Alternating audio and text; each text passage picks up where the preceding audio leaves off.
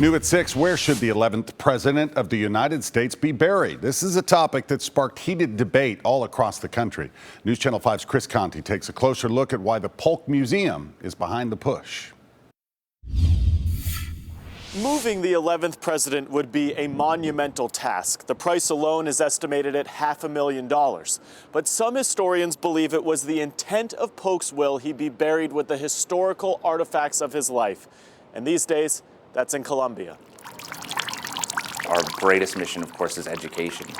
Like spring, history has a way of becoming new again.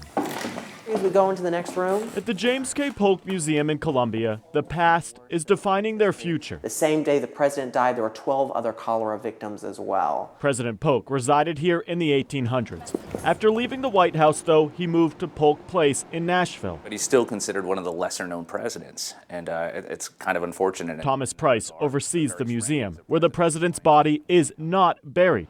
Polk's tomb sits an hour away at the Capitol. The story of James K. Polk actually gets more complicated after his death. In Polk's will, he asked to be buried at Polk Place in Nashville, which no longer exists.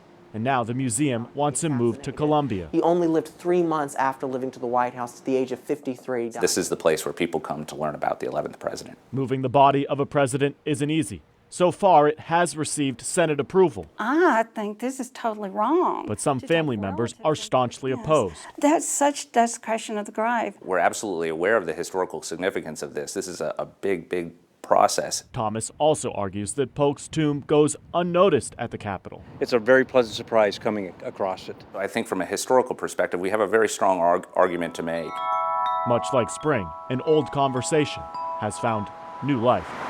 Chris Conti, News Channel 5. Any cost associated with moving the president's tomb would be funded by private donations. In the coming weeks, a town meeting will be held so residents can voice their opinions on moving the 11th president.